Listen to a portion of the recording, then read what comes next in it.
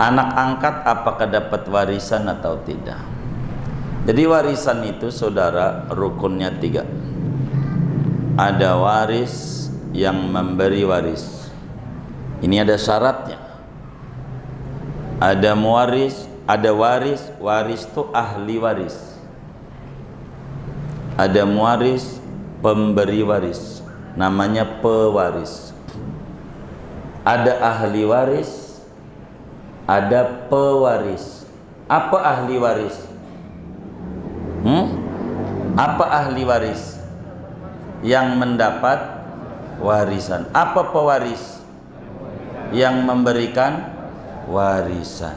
Siapa yang kalau khutbah bilang begini, Rasulullah bersabda, al-ulama warasatul anbiya, ulama itu pewaris Nabi.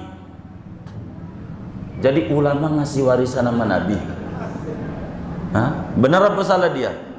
Ngaco namanya, enggak ngaji. Ahli waris. Nabi itu warisnya ilmu, bukan ulama yang ngasih Nabi. Pewaris. Siapa tuh yang khutbah tuh kemarin begitu tuh? Nah, udah benar itu. Ngaji yang bener lah. Jangan asal-asalan. Islam ini jangan diacak-acak.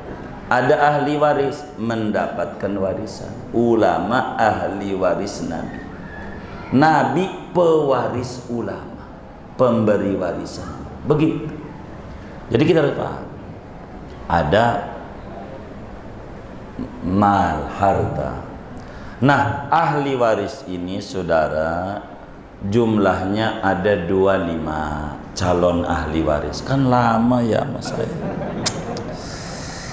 Ada 25 calon tuh bahasa Betawinya kembang. Kembang tuh bisa rontok sebelum jadi bu.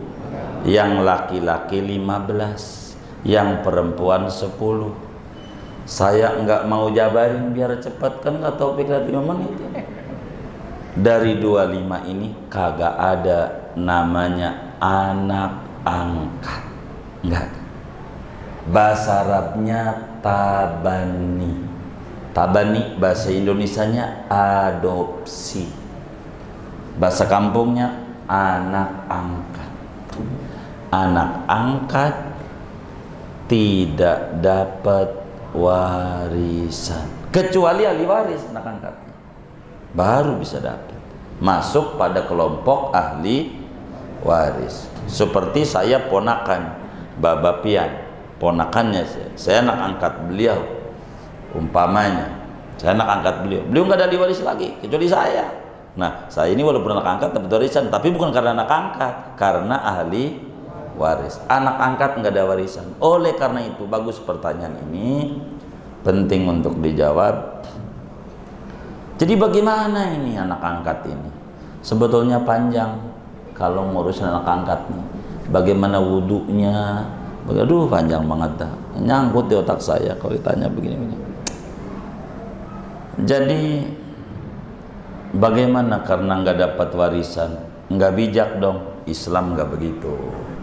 Islam itu agama yang solutif.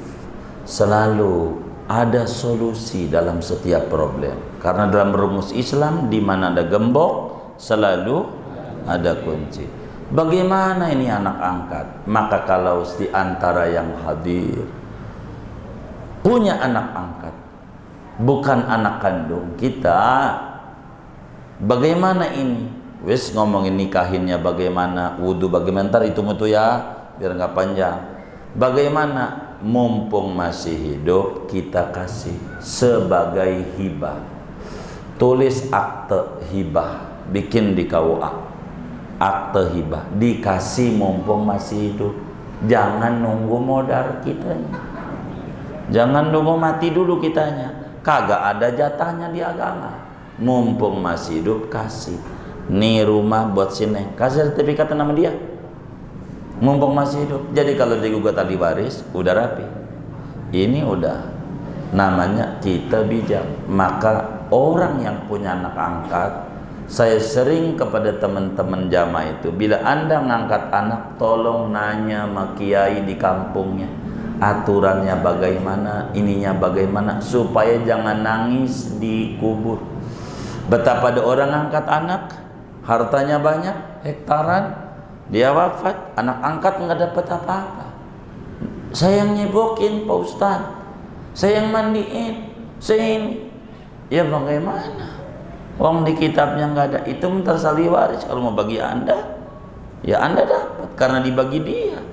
Karena nggak ada datanya dalam Al-Quran. Begitu. Waduh, ini kejam. Kagak, yang kejam yang angkat anak tidak ngaji. Itu yang kejam. Jangan nyalain agama. Bapak angkat Anda nggak ngaji. Biar tahu, jangan kita ngomongin ini. Nanti udah wafat, anak angkat secara warisan dia dapat. Solusinya, mumpung masih hidup, kasih ono tanah yang ada di Green Lake yang ada 2 hektar. Iya, jangan diambil punya orang. Itu tanah yang di Green Lake yang 2 hektar itu saya hibahkan untuk anak angkat saya. Notariskan, kasih, dah aman. Begitu namanya benar bapak angkat dan ibu angkat. Begitu caranya. Kalau warisan mau nggak ada, tapi Islam tuh nggak pernah mati solusi. Selalu ada solusi. 2 aja ya. Iya, 2 aja ya. Iya. Iya, oke kasih ya.